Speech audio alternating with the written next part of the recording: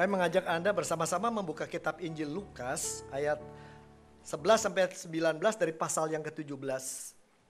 Lukas 17 tentang 10 orang kusta. Lukas 17 ayat 11 sampai 19. Ke-10 orang kusta. Dalam perjalanannya ke Yerusalem, Yesus menyusur perbatasan Samaria dan Galilea. Ketika ia memasuki suatu desa, datanglah 10 orang kusta menemui dia. Mereka tinggal berdiri agak jauh dan berteriak, "Yesus Guru, kasihanilah kami." Lalu ia memandang mereka dan berkata, "Pergilah, perlihatkanlah dirimu kepada imam-imam." Dan sementara mereka di tengah jalan, mereka menjadi tahir. Seorang dari mereka ketika melihat bahwa ia telah menjadi sembuh, kembali sambil memuliakan Allah dengan suara nyaring. Lalu tersungkur di depan kaki Yesus dan mengucap syukur kepadanya. Orang itu adalah seorang Samaria. Lalu Yesus berkata, "Bukankah 10 orang tadi semuanya telah menjadi tahir? Di manakah yang 9 orang itu? Tidak adakah di antara mereka yang kembali untuk memuliakan Allah, selain daripada orang asing ini?" Lalu ia berkata kepada orang itu, "Berdirilah dan pergilah, imanmu telah menyelamatkan engkau." Demikian firman Tuhan. Bapak Ibu saudara-saudara sekalian yang dikasihi Tuhan, kira-kira di tahun 1980 saya menikah. Dan 3 bulan setelah saya menikah, saya melakukan honeymoon yang kedua, bulan madu yang kedua. Ini agak aneh, baru 3 bulan kawin kok bikin bulan madu kedua. Sebabnya begini, saya adalah pendeta di jemaat yang pasti sebagian besar hamba Tuhan tidak mau layani karena itu di daerah Kumuh waktu itu. Gaji yang diberikan majelis, bersama semua majelis kami juga susah, jadi hanya cukup untuk malam minggu. Sampai sekarang saya legenda, tidak ada yang lebih rajin melawat daripada saya. Cuman mereka tidak tahu saya hanya melawat tanggal 25 sampai tanggal 30 sambil ikut makan. Ya, pagi makan orang Manado, siang orang Batak, malam orang Tionghoa begitu. Tapi dalam satu saat saya menikah, saya nggak punya uang, tidak punya apa-apa, lalu ayah mertua meminjamkan mobil untuk pergi jalan-jalan. Maka kami karena tidak tahu diri memilih Bali. Ditambah supir lagi. Tetapi ketika kami tiba di kota Surabaya, adik-adiknya datang, 2 adik plus temennya. Kami juga belum pernah ikut lihat Bali. Boleh ikut nggak? Kami nggak akan ganggu bulan madumu. Maka tibalah kami di Bali dan kami hanya pesan 1 hotel, 1 ruang. Jadi berenam terus menerus selama 1 minggu. Itu nama bulan madu pertama. Sangat mengejutkan, bayangan saya bulan madu bukan kayak begitu. Karena itu beberapa saat kemudian setelah tenang semua, sedikit ada uang, maka kami berdua memutuskan pergi ke Pelabuhan Ratu, ke sebuah desa untuk bulan madu berdua saling berasik masyuk. Belum memikirkan punya baby. Tetapi di hari kedua istri saya kena demam yang sangat tinggi. Dan dia bingung, tapi yang lebih mengejutkan adalah apa yang dia katakan kemudian. Sebelum saya lanjutkan, istri saya adalah anak pendeta. Pendeta yang menyatukan ketiga GKI jadi satu, dia wakil Belanda Indonesia. Orang terkenal lah, namanya masuk KOISO Indonesia. Kakeknya punya kakak adalah yang mendirikan Futan University di Shanghai. Dari keluarga dia ada sekitar 16 pendeta dan misionaris dan macam-macam. Dan cukup konservatif mereka ya, begitu. Keluarga Tionghoa konservatif. Tetapi hari itu, di tengah sakitnya dia berkata begini, Sai, ini yang baru kawin ingat, kalau istri udah manggil dear, honey, dan say, itu pasti permintaannya berat. Nah, dan dia bilang gitu, "Say, bisa tolong saya nggak? Ada apa? Tumpankan tanganmu di atas saya, doakan biar sakit saya ini hilang." Gubrak. Saya ini pendeta GKI yang kayak begituan, memang kami banyak pendeta GKI lakukan itu, tetapi kami nggak pernah gembar-gembor. Tapi kalau istri pendeta yang minta kayak begini, pendeta dari gereja yang rada reformate, yang konservatif, yang sangat rasional, ini tentu saya kaget. Lalu saya tanya kepadanya, "Kamu memang percaya pada kesembuhan mujizat saat ini di sini?" Nah, jawabannya apa? Ini anak pendeta GKI ini, pimpinan PGI dan lain-lain. Jawabannya saya beritahukan nanti di akhir khotbah. Tunggu sampai di sana. Nah, saudara-saudara, bicara soal sakit sehat itu wajar lah ya. Kalau saya bugar, saya bisa lari 5 km tanpa persiapan. Usia boleh 63, tapi saya masih secara berkala kalau punya duit ke Himalaya menaiki satu persatu yang saya bisa dan masih kuat itu ya. Kalau bugar bisa, kalau sehat jangankan dari 5 km, 2 km pun mengeh-mengeh. Kalau sakit lari ke kamar mandi itu yang paling cepat maksimum gitu ya. Lebihnya nggak kuat. Orang sakit itu artinya badan nyeri, makan nggak enak, tidur nggak enak, tidak kuat seperti biasa. Dan cerita hari ini yang kita baca dari kitab Injil Lukas adalah mengenai orang sakit. Diceritakan di sini ada orang sakit kusta. Nah, kita mesti klarifikasi orang kusta itu seperti apa. Zaman itu kalau orang sakit kusta, sebagai contoh dari perjanjian lama, dianggap orang itu dikutuk Tuhan dan karena punya dosa yang sangat besar. Mula-mula dengan tangannya mungkin merah, sedikit merah di sini, lalu jadi putih, lalu tidak ada rasa kebas, atau di sini atau sana. Kalau dibiarkan lama-lama lepas. Putus sini, bolong di sini dan sebagainya.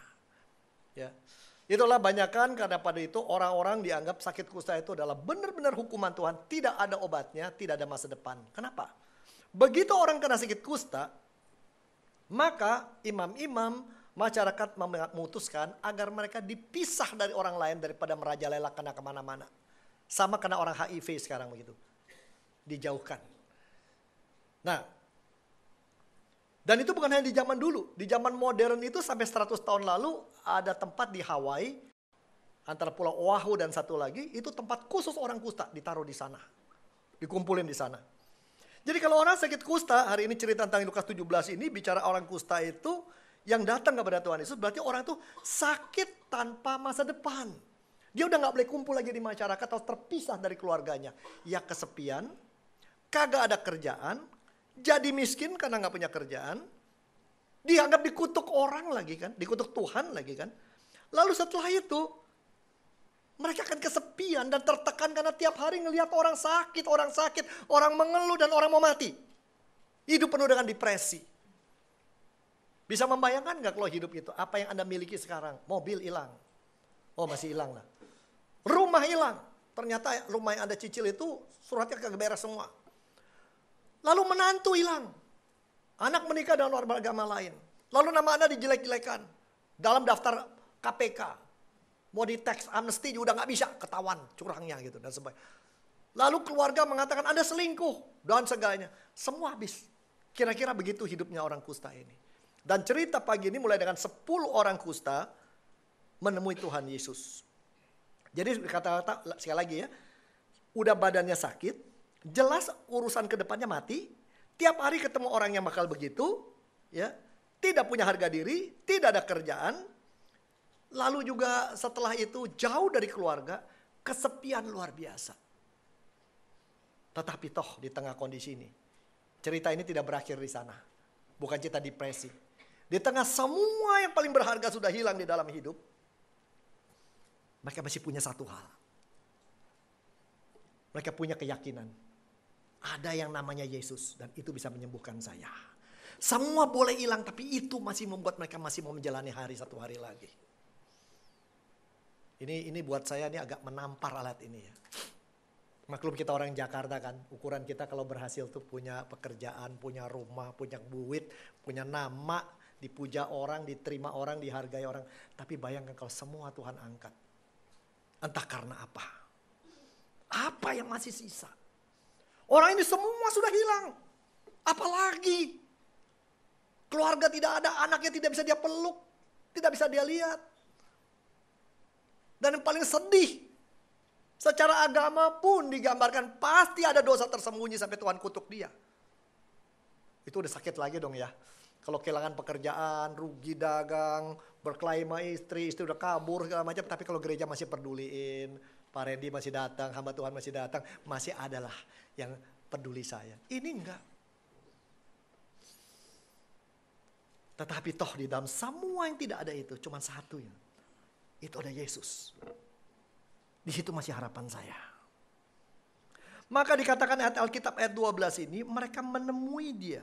Saudara-saudara ini tindakan yang penuh resiko. Meninggalkan tempat pengasingan kalau pergi. Setiap ketemu orang dia mesti bilang najis, jangan dekat-dekat. Sekarang berombongan 10 orang itu kan kumannya banyak banget gitu ya. ketemu kelompok besar juga dengan Tuhan Yesus sana. Orang bisa timpukin batuk gitu. Bisa ngamuk orang itu. Kamu ngaco di sini gitu. Tapi ambil resiko. Tapi yang paling menarik di ayat yang ke-12b. Ketika situ 10 datang, mereka tinggal berdiri agak jauh. Walaupun mereka punya kebutuhan, punya harapan besar, mereka masih pegang tata krama. Masih pegang aturan. Saya tahu diri, saya ini orang sakit. Saya ini bukan siapa-siapa. Saya hanya mengharapkan belas kasihan. Mereka hanya berdiri agak jauh, tapi menjeritlah mereka, berteriak, minta perhatian. Yesus, Guru, kasihani kami. Oh saudara, ini orang Yahudi ini ya.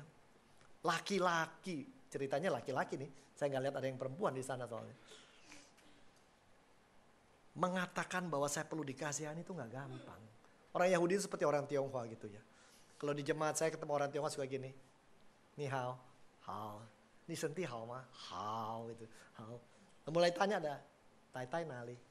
Oh baru pasang ring di sini. Dulu di sini sekarang 3 di sini. Waduh. Anak di mana? Baru keluar dari panti narkoba.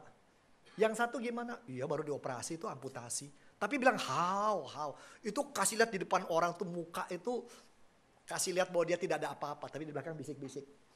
Berapa banyak di ibu kota ini. Karena televisi yang mengajarkan kau bisa cantik. Kau bisa menawan. Kau bisa sukses. Kau bisa nikmati seluruh hidup. Maka ketika kita hidup tidak berjalan maunya kita begitu. Kita pakai topeng. Oh everything okay. Semua baik lah. Oh ya sedikit susah tapi okay. Tapi di dalam sebenarnya kesepian mendalam. Tidak ada yang mengerti saya. Tidak ada yang mendukung saya. Kamu tidak di tempat saya. Dan tidak ada yang mau mengatakan aku perlu dikasihani. Tapi ini orang Yahudi itu mengatakan. Kasihani kami. Artinya apa ini? Kami tidak sanggup hidup seperti biasa lagi. Kami sudah menderita dan tidak punya daya. Kami udah gak punya kekuatan apa-apa. Gak punya relasi. Kebutuhan kami tidak bisa dipenuhi oleh kami sendiri. Kami buat apa hidup ini? Tidak punya guna. Kami hanya punya Engkau satu-satunya harapan kami. Kasihani kami. Kami tidak berhak juga untuk meminta. Tapi kami mengharapkan kasihan Tuhan. Hanya itu yang kami harapkan. Tapi menarik ya. Jadi mereka ambil resiko jalan jauh yang mungkin kakinya pincang. Udah badannya jelek, bau. Demi harapan ini. Maju untuk kebutuhan dipenuhi Tuhan. Tapi yang paling menarik bagaimana respon Tuhan Yesus. Ayat 14 mengatakan begini, pergilah, perlihatkanlah dirimu pada imam. Mengapa Tuhan tidak memberikan penyembuhan instan segera? Bukankah mereka mengharapkan itu? Saya datang jauh-jauh minta didoakan lalu terjadi kesembuhan. Tapi Tuhan tidak berikan. Saya datang jauh-jauh sekurangnya saya dihibur. Tuhan tidak berikan. Saya datang sana diterima. Semua tumpang tangan nggak ada. Kalau orang Jakarta bilang boro-boro diperhatikan. Suruh pergi. Padahal Tuhan Yesus di Lukas 8 ada cerita perempuan sakit perdarahan dipegang sembuh. Yang di kolam Bethesda, khotbah saya tadi pagi, didatangi Tuhan, sembuh. Lukas 13, wanita yang bungkuk 18 tahun juga sembuh. Yang perdarahan, kenapa ini saya datang mempermalukan diri saya udah minta, udah gak punya apa-apa. Orang sudah lihat dah, saya ini gak punya apa-apa. Tetap Tuhan tidak tolong saya. Saudara, saya bisa bayangin kalau jadi mereka perasaannya, memang kita buang-buangan uang, Tuhan Yesus aja gak peduli sama saya. Ayat ini yang membuat kami di Kayu Putih mengajarkan pada warga jemaat. Hari ini, kalau datang ke gereja, kau jangan cari Tuhan dulu. Kamu berdoanya di rumah. Sampai sini cari orang. Siapa tahu hari ini ada orang udah 30 tahun gak ke gereja, baru keluar dari penjara. Siapa tahu hari ini ada orang Islam di tengah kamu yang datang mencari Tuhan dan butuh senyum. Siapa tahu di tengah ini ada orang mau bercerai. Kalau jadi kamu senyum nggak jadi bercerai. Mungkin hari ini ada orang begitu kesepian karena sakit, karena rugi. Rumahnya gede, mobilnya gede, semua ada di Lego, di bank semuanya. Hari ini tugas kamu ke gereja adalah bukan hanya cari Tuhan, tapi peluk orang seperti seorang kusta tadi. Saudara, mereka mengharapkan Tuhan ini harapan kami terakhir. This the only one. We don't have anything else. Ini harapan terakhir. Bukan disembuhkan, bukan didoakan. Orang lain kok begitu. Nah itulah seringkali orang jadi berdoa itu. Kalau ada tahu lagu itu kan ya, sukanya. Tak tersembunyi kuasa Tuhan, yang lain ditolong saya tidak gitu kan. Lalu down, dia anaknya belum kawin didoakan, besok dapat suami. Dia belum kerja didoakan, kerja di McKinsey. Yang ini belum dapat, ini dapat tender berhasil. Anak gua udah belum kawin, gua udah kenalin kemana-mana kagak laku juga. Pakai di Facebook, single available gak laku juga. Di sini udah pakai gede-gede, galau. Siapa calon? Nggak laku, udah pindah-pindah ke JPCC, ke IIS, GKI, tempatnya Pak Stefan, kemana aja asal dapat jodoh, nggak dapat juga. Kok Tuhan semua ditolong, anak gue kage gitu ya. Juga yang kerjaan, yang ini, yang itu. Cerita ini adalah cerita orang-orang kesepian yang sudah di dasar hidup. Kok Tuhan pun tidak mendoakan, tidak memenuhi harapan. Tuhan aja nggak ngerti gue gimana gitu. Ya, udahlah. Mestinya gitu. Tapi Tuhan katakan pergi. Saya butuh kesembuhan, kok disuruh jalan? Yang bener aja gitu ya. Ini dia. Tapi yang menarik adalah bagi saya ayat ini. Pergilah, perlihatkan dirimu pada imam.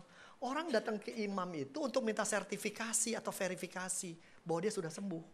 Memang zaman dulu kalau orang sakit kusta bilang ada mujizat, verifikasinya di imam. Itulah imam bisa punya penghasilan tambahan. Biaya verifikasi cukup tinggi. Kayak sertifikasi mobil itu. Datang sana. Seakan-akan sudah sembuh. Kalau saya sembuhkan enggak, suruh jalan. Nanti malu-maluin kalau sampai sana enggak kenapa-napa gimana? Udah depresi, di depan orang menjerit-jerit, udah ketemu Tuhan tetap enggak sembuh. Saudara bayangkan ya. Jadi orang Kristen itu susah loh. Lebih enak gak jadi Kristen barangkali ya. Orang Kristen kita berdoa tapi nggak dijawab. Mengharapkan habis-habisan nggak dijawab. Lalu orang bilang, iman lu kemana? Sakit kan kalau digituin? Pendeta lagi. Ya gitu ya, pendeta lagi.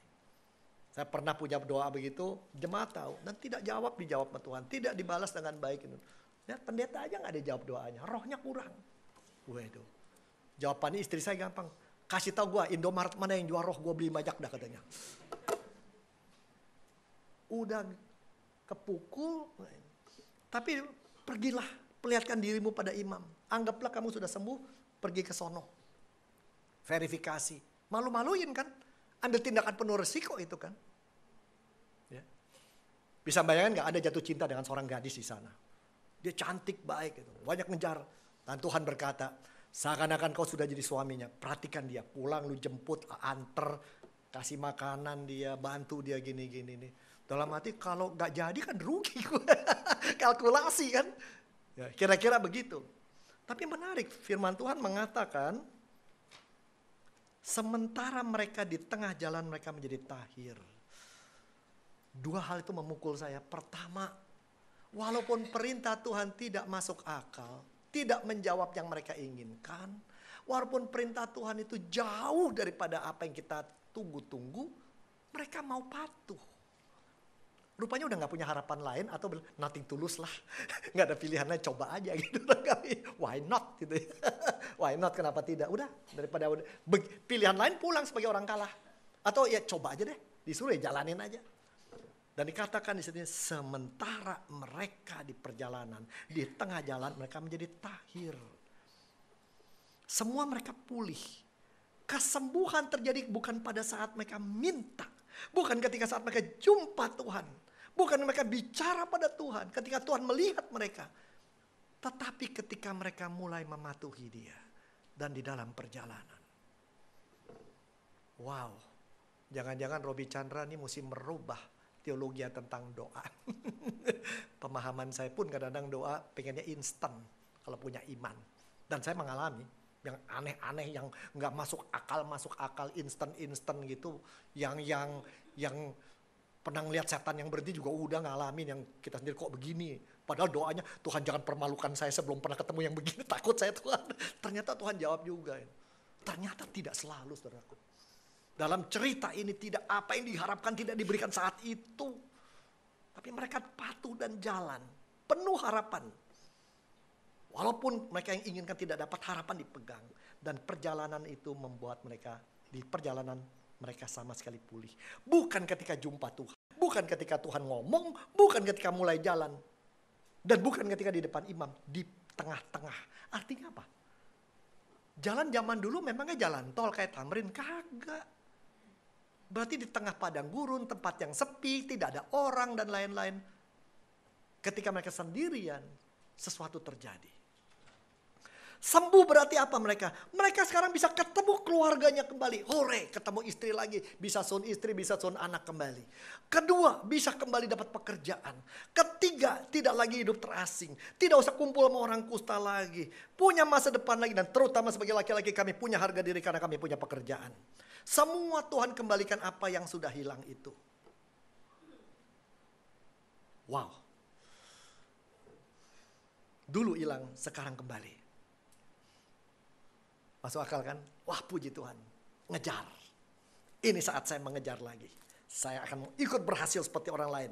Punya rumah, punya mobil, punya simpenan, pengalaman luar negeri, jalan-jalan ke Bengkulu, ke Belitung, ke Nepal, kemana saja. Dan ya kalau orang Kristen sih pasti tidak akan ada punya istri kedua ya. Tapi kalau cem-ceman atau outsourcing itu bukan barang aneh gitu. Barangkali begitu. Ya. Tetapi menarik di ayat ke-15 buat saya. Salah seorang dari mereka ketika melihat bahwa ia tersembuh kembali sambil memuliakan Tuhan. 9 orang plus 1 semua sembuh. Dari 10 itu 1 yang minoritas yaitu si Samaria. Bisa bayangin gak? Udah minoritas sakit lagi. Gak punya masa depan.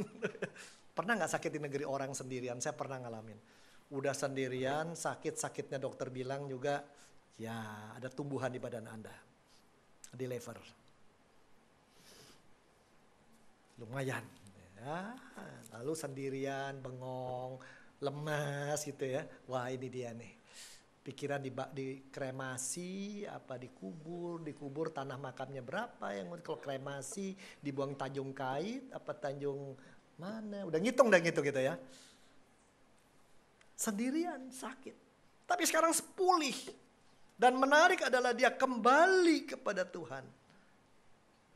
Arti apa ini kembali pada Tuhan? Saya boleh terima berkat yang luar biasa. Haleluya untuk anugerah Tuhan yang memang luar biasa besar. Tetapi saya tidak membuat anugerah itu menjadi fokus saya. Fokus saya adalah pada si pemberi anugerah. Buat saya lebih penting dekat sama pemberi anugerah, pemberi berkat daripada dengan berkatnya.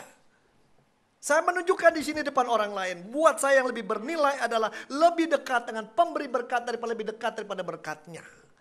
Berkat boleh datang, boleh hilang. Tapi dekat sama pemberi berkat itu nomor 1 buat saya. Itulah saya selalu katakan pada istri saya. Kami suka berkelahi kalau makan. Dulu sebelum Kelapa Gading kayak gini makan gampang. Cuman 1 warung sate Rawamangun. Sekarang setelah Kelapa Gading gini selalu berkelahi mau bornga. Atau mau yang di itu tuh di lotek yang di atas tuh Korea. Dia suka doyan makan Korea. Maunya bornga. Kalau saya bilang bornga dia maunya ke sono. Apa Yungginyuk atau apa namanya. Kalau saya mau ke sana dia mau ke sono. Ya. Selalu ributnya begitu. Belum tambah anak ya mau gini. Terakhir saya bilang, sayang gak penting makan apa. Yang penting makan sama siapa. Dan buat gua makan melu udah lebih dari cukup.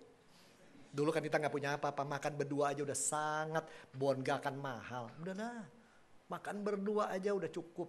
Mau makan di Bonga atau di belakang marinir apa tempatnya tentara tuh yang pinggir jalan tuh rawon yang 12.000 atau mau makan di Hoksyong itu nggak penting sama siapa. Dekat makamu lebih penting daripada sekedar makan, saya bilang. Iya, gue juga begitu. Tetapi kalau bisa jangan makan enak dong gitu.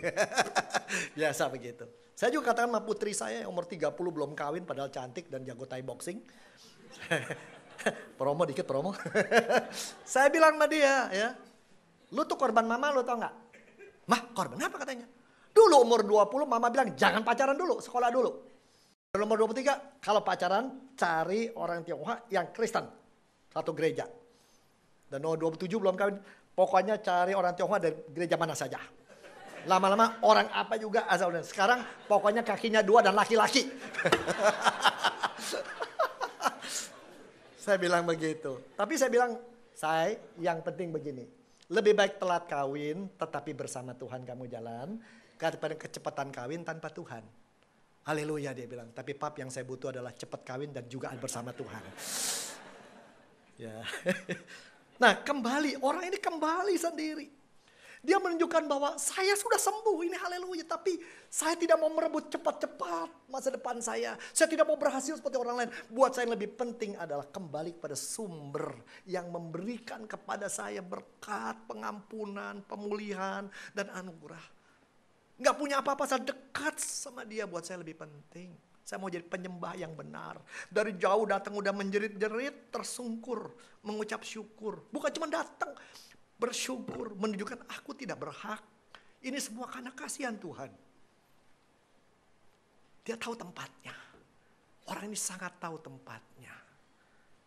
Sampai Tuhan berkatakan luar biasa orang ini. Kira-kira begitu. Yang mana yang 9 lagi gitu ya. Pergilah, berdirilah. Imanmu telah menyelamatkan engkau. Dia diutus Tuhan untuk menyampaikan hal ini luar biasa. Nah, apa yang bisa kita pelajari di sini tentang hal ini? Jangan lupa, saya belum jawab pertanyaan istri saya tadi apa ya. Dia percaya nggak sama kesembuhan begitu. Pertama, saudara-saudara, setiap kita pasti punya harapan, kebutuhan, doa yang pingin dijawab. Gereja udah ini 10 tahun juga pasti punya harapan, punya kesembuhan, punya impian. Ya, saya senang dengan gereja ini karena jumlah orangnya nggak terlalu banyak. Kalau gereja udah 5.000 percayalah, kayak kami, saya nggak bangga. Kami nambah 350 orang tiap tahun. Musik kami dari jazz sampai apa ada di dalamnya. Cuman satu hal, saya kadang-kadang bertanya, apakah ini memang kehendak Tuhan? Kalau kita tidak hangat dalam komunitas, tidak saling kenal lagi. Saya suka ke gereja pakai sepeda, pakai blue jean, pakai oblong. Kalau warga jemaat, Pak Pendeta gitu, buset. Tapi kalau orang tamu, saya manggut, di mana persekutuan lagi? Ukuran keberhasilan apa sih? Gedung gede, jumlah orang banyak atau apa? 1.000 aja kan cukup sebenarnya akrab. Kalau saya sih gitu ya, sekali lagi ya. 1.000. Itu dia kalau kami sana, itu sudah bertentangan dengan strategic planning yang saya bikin 10 tahun lalu. Tapi sudahlah, yang muda mimpin kita nggak apa-apa. Dan memang mau datang orang banyak, kita mau diapain gitu ya. Masa kita tolak gitu. Hanya untuk GKI asli, bukan untuk imigran. Nggak bisa kan. Mesti diterima semuanya gitu ya. Tapi sekali lagi, kita punya harapan. Kita punya pimpinan. Tuhan, kita pingin segala macam. Untuk gereja, untuk hidup pribadi, untuk kesembuhan, untuk kerjaan, untuk jodoh. Nggak ada habis-habisnya. Lalu kita punya gambaran. Kalau yang diberkati adalah yang apa yang dia inginkan tercapai. Pengen cowok, dapat cowok. Pengen cewek, dapat cewek. Ada yang Tuhan berikan. Ada di gereja kaya juga ada. Waduh, Tuhan, saya mengharapkan orang yang ukurannya 30 cm di atas saya. Satu suku, cinta saya. Ngerti firman Tuhan, bisa memimpin. Dapat semuanya. Cuman Tuhan gak kasih adalah sakitan gitu. Atau dia hitam bener gitu ya. Itu gak dikasih sama Tuhan gitu ya. Maunya putih, dapatnya hitam gitu ya. Itu sih wajar aja lah. Tapi yang jadi masalah begini. Kita punya banyak harapan, keinginan, dan kita bawa kepada Tuhan. Yang kita lupa adalah, kalau Tuhan berikan anugerah kesembuhan, kerjaan, jodoh, jawaban doa yang Tuhan berikan itu, jawaban jeritan bahwa kita tidak mampu itu bukan sekedar kita menikmati itu. Sama seperti kapal udah merapat ke pelabuhan, kapal ngelempar tali, bukan supaya pelabuhannya sekarang ngikut ke gue gitu. Saya suka bawa anak muda ke kapal, udah sampai Pulau Seribu, Pulau Edam, lempar talinya kan ke dermaga. Udah kelar diikat kan, lalu apa? Dermaganya kita tarik ke sini. Yang bener aja, kapalnya yang merapat ke sono kan. Berkat Tuhan dan anugerah dan jawaban doa semua itulah. Kuncinya cuma satu, semua diberikan supaya kita lebih rapat pada Tuhan. Justru problem kita adalah kita hanya berhenti menerima berkat dan anugerah tapi tidak lebih rapat dari Tuhan. Setelah itu lupa lagi. Kalau kita jatuh, ambruk, aib, sakit, terpapar, Tuhan tolong, kita berdoa sampai mulut berbusa. Dan ketika dijawab doa, kita puji Tuhan, kita gembira hanya untuk 6 bulan maksimum. Setelah itu balik kepada hidup semula. Tidak pernah kita bertumbuh menjadi serupa dengan Kristus. Gembira nih, ini visi gereja, saya udah kemana-mana, ini the best. Rumusan visi yang paling bagus adalah ini. Serius, Saya udah khotbah di macam-macam gereja. Ini singkat, padat, dan ini benar. Tapi yang paling susah justru yang nomor 2 itu. Terima Kristus orang mau. Nangis mau, haleluya mau. Tapi kita suruh berubah. Berubah satu hal aja, belajar senyum sama orang sebelah kita. Dan mengucapkan bahasa positif tentang satu sama lain. Mengucapkan terima kasih susah gitu ya. Susah, gak tahu kenapa. Jadi sekali lagi, berkat dan lain semua yang Tuhan berikan adalah supaya kita diseret lebih dekat sama Dia. Dan kalau itu tidak terjadi, maka berkat Tuhan akan menjadi penghalang.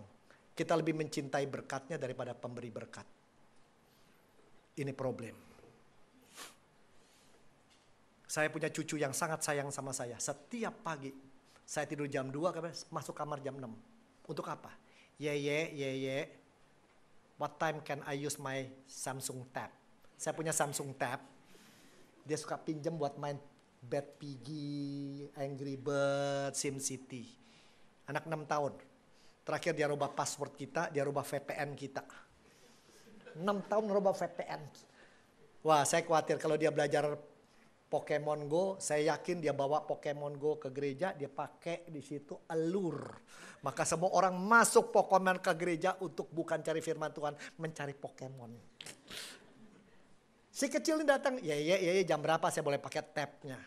Bukan nanya, ya udah berdoa dong, ya udah makan enggak? Tabnya. Saya jadi pikir gila nih anak nih, tapi ya bukankah kita terhadap Tuhan juga gitu? Kita minta karena kita punya kepentingan. Orang Q110 datang ambil bukan untuk supaya lebih mengenal Tuhan. Supaya dapat kesembuhan, dapat pertolongan, dapat masa depan, dapat berkat. Ini catatan pertama dari firman Tuhan. Yang kedua, beda dengan pandangan populer,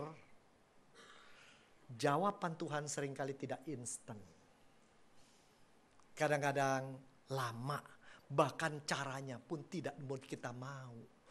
Jadi kalau ada di antara Anda berdoa, oh Tuhan tolong perusahaan saya ini, aduh mau bangkrut Tuhan, utangku gede, tolong tahun ini biar utangnya dihapus. Bukan dihapus malah bangkrut. Debt kolektor datang semua dari gereja lain lagi debt kolektornya. Terpaksa perusahaan dibangkrut. Lalu kita masa Tuhan tidak suka kita, tidak peduli kita, belum tentu. Ada kejadian begitu gara-gara jualan perusahaannya sampai habis, bininya jualan bakmi. 1, 2, 3, tadinya perusahaan suaminya paling dapat 50 juta sebulan. Sekarang gajinya punya bakmi di seluruh sana sini, sana sono. Akhirnya bisa dapat ratusan juta tiap bulan. Bisa kan cara Tuhan begitu ya? Kita mengharapkan suami yang tinggi, ganteng gitu ya. Kayak Reno Kid, apa si yang Kenu atau kayak siapa, kayak Ronaldo. Dapatnya gemuk, pendek, rada bau lagi. Cuman setia, cinta Tuhan. Anak janda satu-satunya, duitnya cuma 1 triliun, kan bisa juga ya. Jadi sekali lagi kita kadang-kadang memaksa Tuhan menurut maunya kita. Tidak demikian. Tidak pada saat itu, tapi di tengah jalan. Saya tidak katakan mujizat tidak terjadi. Mujizat bisa terjadi. Jawaban instan bisa terjadi. Sekali lagi karena itu anugerah, karena Dia mau narik kita. Saya juga pernah mengalami dalam 3 menit doa dijawab. Kami berdua kecelakaan mobil masuk ke salju di Amerika. Dan dia harus masukkan paper dia kalau nggak kelar masternya. Salju 1,5 meter di luar dan kami punya bayi. Doanya cuma satu, berikan pertolongan. Ada truk lewat, bayinya dikasih ke truk sama mertua. Pindah ke McDonald terdekat nanti kami cari. Kami berdua mesti jalan kaki. Di salju gitu tinggi, bisa mati toh. Di sisa kita doa yuk. Tuhan jawab kami. 3 menit. Aneh, ada orang pakai motor salju, kami diangkut. Ada, bukan nggak ada. Dan banyak. Ya itulah kalau gereja itu nanti udah sekitar kayak kayu putih, 5.000. Tiap minggu yang mati 9, yang sakit 6, yang minta didoakan, ini tengking dan lain-lain. Dengan cepat nanti kita bisa disebut, ini pasti Pak Robi karismatik. Atau tukang buang setan. Kan cilaka kalau udah begitu. Padahal kita juga doanya, Tuhan saya takut, ini saya masih banyak aib, Tuhan tolonglah gitu ya. Jangan malukan saya, paling doanya begitu. Tapi Tuhan berikan jawaban, ada, bukan gak ada mujizat. Tetapi semua itu demi otoritas Tuhan ditunjukkan. Bukan yang kita minta. Jadi Tuhan bisa jawab iya, bisa jawab tidak, bisa tunggu dulu. Atau bisa bilang pertanyaanmu salah, permintaanmu salah. Tetapi yang paling menarik ini adalah di dalam soal ini, si si orang kusta yang datang kembali sama Tuhan Yesus menunjukkan sesuatu hal. Sekali lagi, lepas saya sembuh apa enggak sembuh, saya ingin intim dengan Tuhan, ingin kenal lebih dekat, ingin akrab. Saya mau menyembah Dia. Saya boleh gak punya apa-apa, tapi kalau menyembah saya bisa. Saya tadi mikir-mikir kebaktian pertama, kalau saya udah gak bisa ngomong, saya udah sakit, lalu udah pensiun, orang lupa sama kita, gak punya uang, istri marah-marah melulu misalnya gitu ya.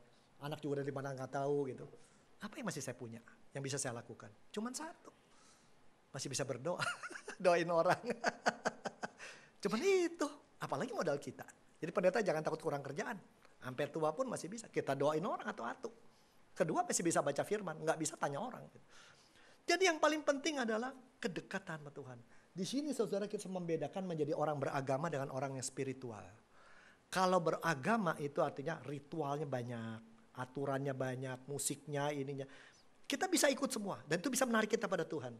Tapi seringkali orang berhenti di sana, tapi keintiman dan Tuhan jarang.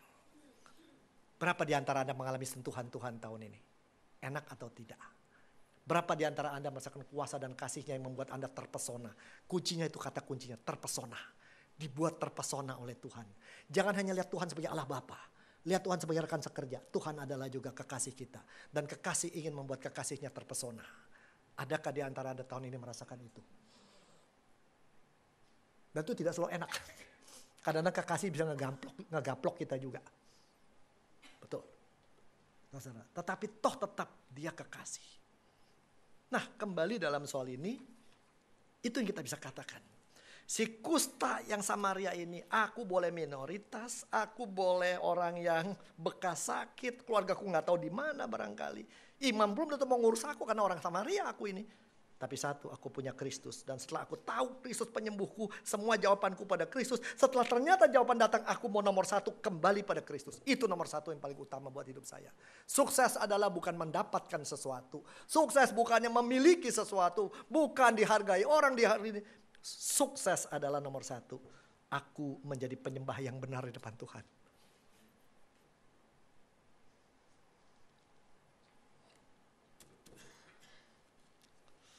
Sangat susah di tengah Jakarta yang mendorong kita berlumba. Saya khawatir dengan jemaat-jemaat seperti ini. Anda bisa beli rumah di sini, tinggal sekitar gini. Generasi kedua nggak akan sanggup. Rumah makin mahal. Yang di dekat Pulau Mas tuh dulu 350 juta, 40 meter persegi. Sekarang 1,3 belum tentu dapat. Mau tak mau generasi kedua akan pindah kan.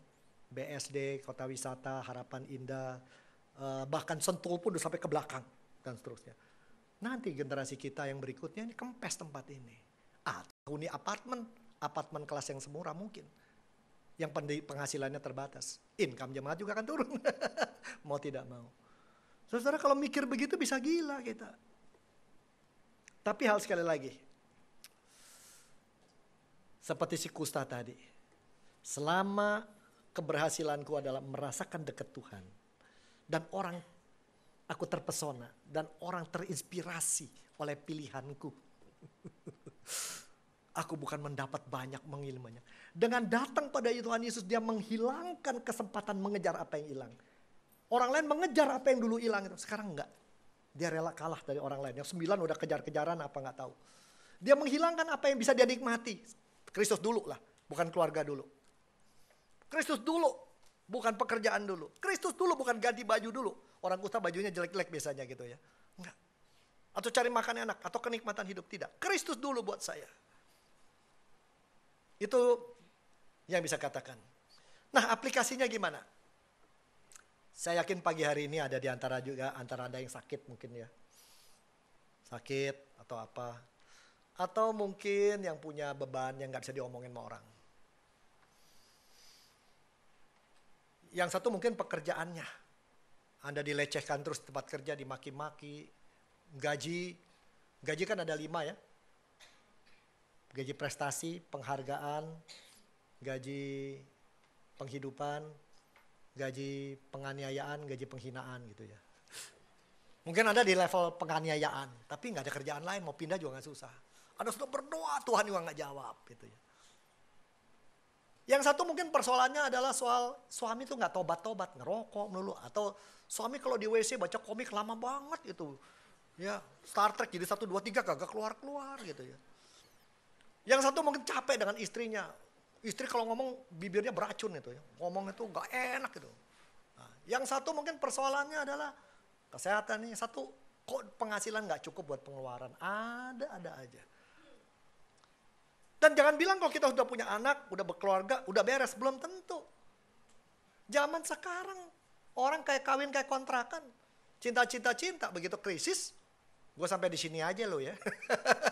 Itu kan banyak terjadi di mana-mana. Dulu dengan bangga saya bilang, saya di gereja yang latar belakang Tionghoa, angka perceraian 0. Sekarang not anymore. 3 tahun kawin bisa bye-bye. Alasannya bisa dicari, hukum bisa dibayar. Dengan 300 juta juga keluar bisa apa yang kita mau, kata orang itu. Banyak kejadian yang saya lihat di tempat gitu. Saya bilang, lu gak dosa, lu bayar orang begitu, lu ninggalin suami. Anak masih kecil. Gak tahan Pak hidup sama dia. Kalau ngomongnya begitu, istri saya udah 38 tahun yang lalu udah gak jadi sama saya. Dan lain-lain, kawin pendeta lebih susah kan gitu. Udah penghasilannya gak besar gitu. Dan kok dia bisa bertahan? Masalahnya kawin mau dapat sesuatu atau mau memberi sesuatu. Sama si Kusta, mau dapat kesembuhan atau memberi sesuatu. Saya mau memberi penyembahan. Jadi pertama kalau ada Anda punya kesusahan, punya keluarga, masalah, punya apa. Sepanjang hidup masalah tidak pernah berhenti saudaraku.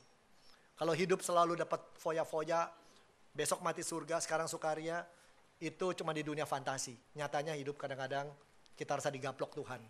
Tapi semua untuk Tuhan tarik kita dekat. Berkat tidak pernah kurang. Bentuk berkatnya bukan mau kita. Jadi kalau ada di antara Anda saat ini merasa, gue susah dan gue gak bisa cerita. Ma istri gak bisa cerita, ma anak gak bisa cerita, ma teman gak bisa. Ini harga diri juga gimana. Anda masa sendiri, masa ditinggal Tuhan sekalipun doa gak dijawab. Pagi ini saya katakan, Anda merasa tidak dijawab. Sebenarnya jawaban sudah diberikan Tuhan.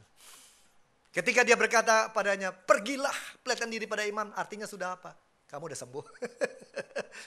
Saya sudah berikan jawaban, kamu yang gak tahu aja. Saya sudah berikan jawaban, kamu yang gak sadar. Kamu yang melihat masalahmu, kesulitanmu, kekhawatiranmu. Jawaban sudah ada. Satu hari, ini supaya ingat ya. Satu hari saya harus pergi ke Filipina 3-4 minggu. Istri saya waktu itu kami masih hidup susah. Istri saya bilang, jangan lupa tinggalin duit sayang ya. Duit gua tinggal 300 ribu. Oke. Dia pegawai negeri, waktu itu zamannya begitulah. Udah. 3 minggu kemudian saya kembali rumah. Anak saya yang perempuan berkata, ini umur 14 tahun dia. Ini dia nih pendeta KKR sana sini. Orang disentuh sama Tuhan, papa melakukan berkat yang baik. Di rumah anak istri ditelantarin. Kenapa ngomong begitu? Lihat lemari es. Buka cuma telur 1 sama air putih. Loh, apa yang terjadi? Mami udah kehabisan duit. Kenapa gak pinjam sama Oma? Oma kan banyak duit. Oma lagi di Belanda. Saya datang sama istri saya. Say, apa yang terjadi? Dasar pelupa, pikun. Maksudmu? Ya kamu pergi gak ninggalin uang. Itu dia amplop kan saya taruh ATM saya. ATM lokasi, pinnya mana? Kita hidup susah, makan telur terus. Dia bilang udah 2 minggu. Tunggu dulu saya bilang. Coba lihat di ATM tuh, di pinnya, di amplop gua tulis apa. Gua tahu lu tulis tanggal lahir lu buat apa. Gua gak perlu gua tahu tanggal lahir lu segitu. Sayang itu pinnya, kenapa gak dicoba? Jangan-jangan Tuhan memperlakukan kita begitu. Jawaban sudah ada. Jadi pagi ini Anda yang sudah tertekan begitu lama, nunggu begitu lama, jawaban sudah ada sekitar Anda. Cuman punya kacamata yang baru, mata yang baru untuk melihatnya barangkali. Mungkin itu juga harus saya katakan pada diri saya. Saya menantikan banyak hal juga. Itu satu. Yang kedua, mujizat bisa jalan? Bisa. Bisa terjadi? Bisa. Tapi itu bukan sekedar untuk kita. Bukan sekedar untuk show up. Bahwa Kristus jago. Tapi cuma satu. Seringkali Tuhan berikan mujizat untuk menggoncang kita. Jangan terlalu nyaman loh. Dengan pikiranmu, dengan otakmu yang pinter itu. Dan aku mau goncang dan supaya orang sekitarmu lihat. Kuasa Tuhan masih ada di sini. Dan itulah saya bersyukur lihat pendeta-pendeta muda kami di Kayu Putih, teman-teman yang muda itu. Saya sampai bilang karunia mereka luar biasa. Ya. Kok bisa begitu ya? Jawaban doa mereka tuh saya sampai muda-muda. Yang di bawah 30, di bawah 40. luar biasa gitu. Yang aneh-aneh terjadi. Saudara bisa, tapi bukan untuk kepentingan mereka bahwa mereka jago. Tapi membuat jemaat melihat atau tetangga melihat. Memang orang Kristen punya Tuhan yang hidup dan berkuasa. Dia mungkin gak punya duit sebanyak kita, mungkin dia gak punya kendaraan, gak punya karir, tapi dia punya sesuatu yang Tuhannya luar biasa.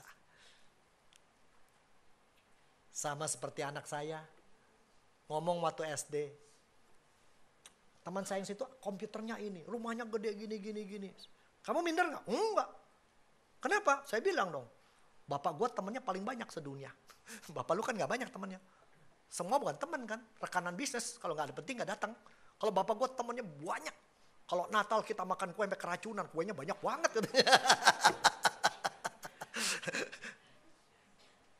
Barangkali kita lupa gitu ya. Mujizat diberikan karena satu. Tuhan mau menunjukkan dia masih hadir. Kalau dia rasa itu tidak perlu disampaikan, dia pakai cara lain. Satu. Yang ketiga yang kita lihat di sini apa? Saudara-saudaraku, apa sih ukuran keberhasilan? Apa sih gereja yang berhasil? Apa sih sekolah yang berhasil? Pribadi yang berhasil. Saya udah pindah rumah 42 kali. Saya pernah pengalaman doa gak dijawab karena putri saya mau mati, saya doakan Tuhan ambil. Adik saya hamba Tuhan perempuan, bulan Mei tahun 1998 sebagai hamba Tuhan tetap keluar pakai motor untuk pelayanan. Kembali sudah koma. 30 hari saya berdoa. Anaknya masih kecil, Tuhan angkat dia. Siapa yang mau gedein tuh anak? Ada saat-saat seperti itu. Ada banyak hal yang mungkin kita gak mau dalam hidup. Tapi apa sih ukuran berhasil? Gereja yang berhasil apa? Pribadi yang berhasil apa? Saya tiba pada satu kesimpulan. Kalau kita kurang sehat, kurang ini, gak punya ini, kemudian dapat. Orang tertawakan kita, gak diterima masyarakat, digosipi, dihakimi. Dan selama kita masih bisa bersyukur. Selama itu kita punya power dari Tuhan. Untuk menginspirasi orang lain buat Tuhan hadir di sini dalam hidup saya. Jadi bukan apa yang kita kumpulkan dan kita raih dan kita nikmati yang menunjukkan kita berhasil. Apa yang kita berikan. Tapi kalau Tuhan berikan Anda Mercedes yang paling baru, BMW paling baru, Lexus paling baru, haleluya, gak apa-apa. Gak ada masalah. Kalau Anda dapat punya banyak uang gak usah dibuang juga. Nikmati aja. Tapi ingat itu semua sementara. Ya, semua itu sementara. Nanti ketika kita mati mau pakai Lexus, pakai Agya, buntutnya sama. Mobil yang pakai sirene itu gitu loh. Ya kan, sobat di kala duka. Rumah 3.000 meter, 2.000 meter, atau 100 meter, atau apartemen 20 meter, buntutnya sama. Gucci, Tanjung Kait. Hanya itu. Dengan 3 juta rupiah masuk ke heaven. Atau masuk ke sono tuh apa heaven, apa yang jauh di Tangerang itu. 3 juta, hilang habis semuanya. Ya kan? Dan ada teman saya sampai disimpan di rumah Gucci mamanya. Saking dia sayang abu mama. Dia keluar negeri dah sama suami istri. Pulang gak ada Gucci-nya. Tanya pembantu. Ketabrak kucing, nyonya jatuh, pecah. Habis saya pikir itu bisa buat abu gosok. Saya pakai buat abu gosok. Mama jadi abu gosok. Saudara, pada akhirnya kita lihat di sini. Ya. Keberhasilan itu bukan dengan punya banyak, dapat banyak. Tapi terutama adalah karena kita sudah mengalami ditarik kepada Kristus. Lebih dekat. Bisa memeluk dia. Bisa heran terpesona untuk kebaikan dia. Dan dari situ kita bisa mengucapkan terima kasih untuk apapun juga. Karena saya pendaki gunung. Pada akhirnya saya katakan selama hari ini dapat tempat tidur. Di atas ada suwungan tidak kena bocor. Dan ada selimut. Itu sudah cukup. Seringkali kita cari macam-macam bikin capek. Go back to simple basic lah. Ya. Jadi yang berdoaan saat ini sudah melupakan tangan. Ada tuh orang lewat Samsung langsung. Dalam nama Yesus Samsung S7 datang pada ke kantongku. Buset. Nanti Pokemon Go. S7 VR. Gak ada habisnya. Gak ada habisnya. Gak usah begitu juga bisa. Nah. Itu yang mau dikatakan hari ini. Sukses adalah demikian. Tuhan masih hadir. Dan kerinduan Tuhan adalah menarik Anda dan saya lebih dekat. Tetapi Selain membuat terpesona. Saya belum selesai dengan cerita tadi. Jadi gimana istri saya? Kira-kira. Ketika saya tanya, lu percaya gak sih sama kesembuhan mujizat? Ini anak pendeta loh. Pendeta guru, guru teologi yang sangat rasional. Jawabannya gimana? Gua percaya. Bukan supaya gua sembuh. Gua percaya karena gue punya kerinduan di awal perkawinan kita ini. Kita dibuat terpesona oleh Tuhan. Sehingga nanti kalau lu khotbah, lu bukan khotbah dari Alkitab aja. Tapi pengalamanmu menjalankan firman Tuhan. Gue pengen kita berdua dibuat terpesona sama Tuhan. Karena gue khawatir lu terlalu banyak belajar. Terlalu banyak baca. Nanti jadi ahli teologi yang Tuhan Yesus juga gak ngerti apa yang lu ngomong. Saya hanya bisa keluar air mata dan saya berdoa. Tuhan, itu belum pernah saya alami itu. Hari ini apapun Tuhan berikan saya mau bersyukur. Tapi tolonglah, saya tidak bisa berikan apa-apa pada pasangan hidup saya. Uang, nama baik, jabatan, nama orang tua saya juga bukan orang baik-baik luar biasa. Ya, papa saya tuh modelnya kayak Pak Tommy Winata begitu, modelnya kayak begitu. Jadi saya berdoa, saya minta satu sebagai sahabatku. Berikan apa yang istri saya minta, supaya kami berdua terpesona oleh Tuhan. Besok paginya, tapi sebelum itu saya bilang, setelah ini sembuh gak sembuh, besok lu makan panagrip ya. Ya katanya. Dan kami berdoa, besok pagi jam 7 pagi, hilang. Tapi saya suruh tetap makan panagrip. Saudaraku, siapa hari ini yang punya harapan, punya kerinduan doa dijawab? Siapa di antara Anda mengharapkan kehadiran Tuhan yang ingin membuat Anda terpesona? Siapa di antara Anda pengen rindu lebih dekat sama Tuhan? Ini gereja udah 10 tahun. Gerejanya tumbuh, pendetanya kerja keras. Jemaatnya tumbuh nggak di dalam kedekatan dengan Tuhan? Siapa yang mengharapkan jawaban doa sebelum akhir tahun? Ada nggak? Boleh nggak saya tahu? Yang punya kerinduan Tuhan jawab saya, bukan supaya saya dipenuhi aja, tapi supaya saya lebih kenal Tuhan lebih dekat. Ada nggak di sini yang rindu lebih dekat dengan Tuhan? 1, 2, 3, 4. Puji Tuhan. Saudara yang angkat tangan, saya mohon dengan sangat, kalau di akhir Tuhan, benar-benar Tuhan menarik Anda lebih dekat. Dan mengalami yang luar biasa dengan Tuhan, cerita pada pendeta Anda, berikan kesempatan mereka bersaksi. Dan biarlah di 10 tahun ke depan, itu warna gereja ini. Bukan jumlah, bukan gedung, Anda pasti akan besar. Cuma satu yang penting, supaya orang melihat kuasa Tuhan, dan orang terinspirasi. Tuhan berkati Anda. Amin. Kita berdoa. Maukah Anda berdoa secara pribadi? Minta Tuhan tarik lebih dekat. Anda bisa boleh terpesona. Lebih penuh melihat kasih dan kuasa-Nya. Bapa Surgawi, seringkali kami membatasi Engkau. Karena kami hanya minta hal-hal yang receh dari Tuhan. Yang menurut kami sangat penting, sangat berharga. Pada Tuhan memberikan pada kami apa yang paling indah. Yaitu kami boleh memeluk Tuhan. Melalui berkat anugerah yang menyenangkan kami, maupun berkat yang membuat kami menunggu.